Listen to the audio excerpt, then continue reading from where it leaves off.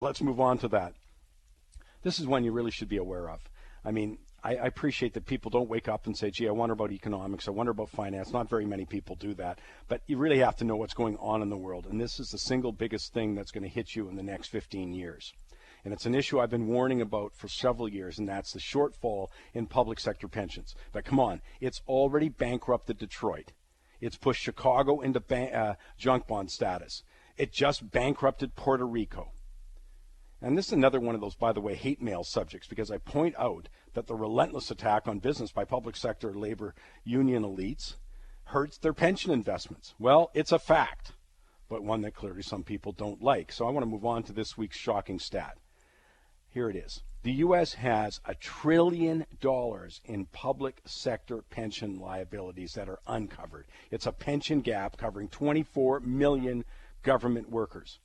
It doesn't make any difference who's in power.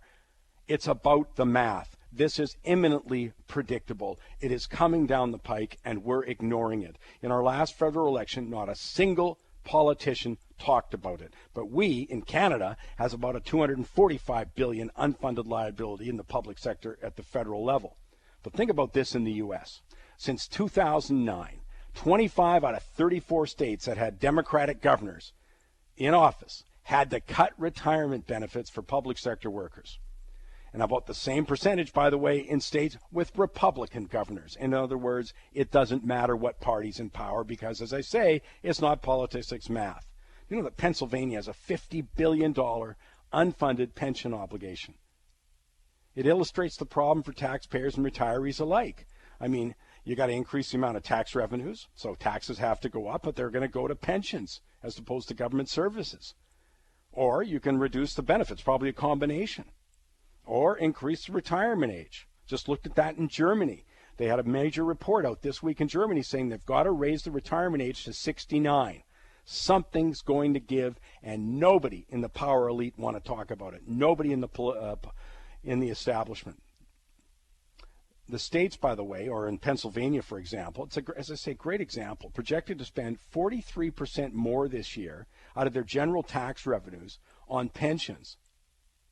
43% more this year, just in 1 year. That number's going to keep growing. As I say, there are lots of implications to this. But the problem for me, again, is it's not being discussed. That's a huge problem because, again, we don't anticipate, we don't prepare. Well, I'm worried about our public sector pensions. I'm certainly worried about it in the States. And the States is the pivotal key, of course, when you look at global economics. Well, I'll tell you, they got a major problem, as we've clearly predicted on this show. The problem will show up at the civic and at the state level. Well, it's happening now.